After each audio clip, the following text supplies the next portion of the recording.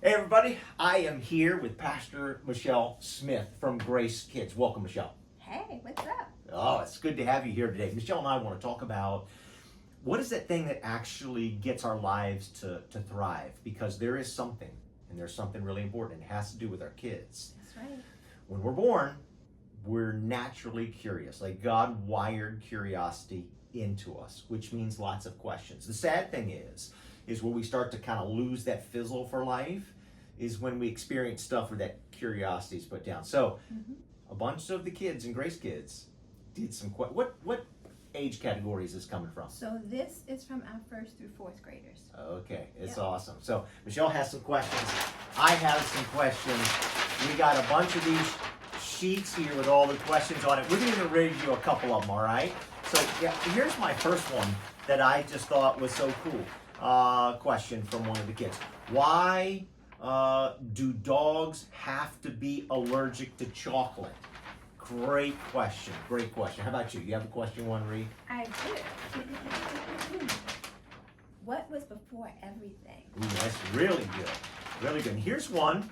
Obviously, this child is thinking about Easter. Why did Jesus die? And why did he resurrect? Oh, that's a great question. How about this one? How do you know if God is real? Very good. Excellent question. Did you have one more you wanted to read? One more.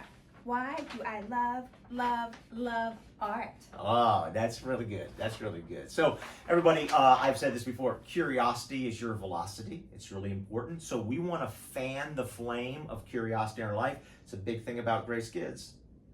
We really want to encourage that. And questions, Jesus, I say this often, Jesus asked more than 300 questions in Matthew, Mark, Luke, and John. Lots of questions.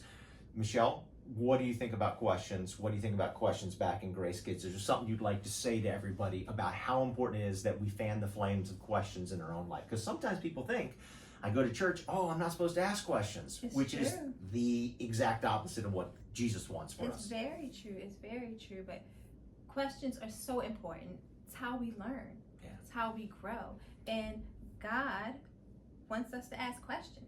And even I know, like as an adult, sometimes it is, even as an adult, it's hard because you think like, oh, I'm not supposed to question that, but we're supposed to. It's how we learn, how we grow. And so we definitely encourage asking the questions, bring the questions.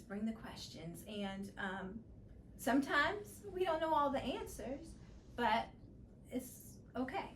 Yeah. Because the thing is just asking them, like putting it out there. If we don't know the answer, we'll try to get the answer. But yeah. That's cool. When you were born, your brain started to expand rapidly. Like the fastest time of brain expansion and all that curiosity is right when you were born. First 3 years.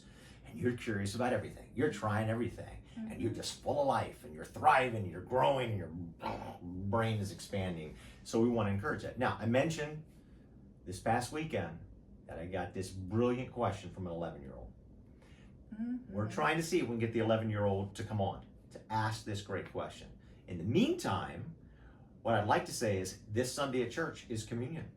Communion's a big deal in church. It is. Like, it's so important. What is communion? So I'd like us to just prepare for that a little bit, because what's fascinating is communion begins with a question. Very traditional in the Bible. Actually, it's instructed in the Bible. So communion is actually the celebration of Passover, which is often called the Seder meal. And here's a good way to think about it. It's kind of like dinner theater. You ever been to a dinner theater? I have. I have too. It's really cool. You go and you see the story, and you sit and you eat and you see the story. That's communion. That's Passover. That's Seder, everybody. You're actually reenacting a story. So when Jesus is there with his disciples, which we call the Last Supper, they're very familiar with what's getting ready to happen. They're reenacting a story. And in this story, it begins, as they would have known, with a question. Why is this night different from every other night? And who do you think asked the question? A child.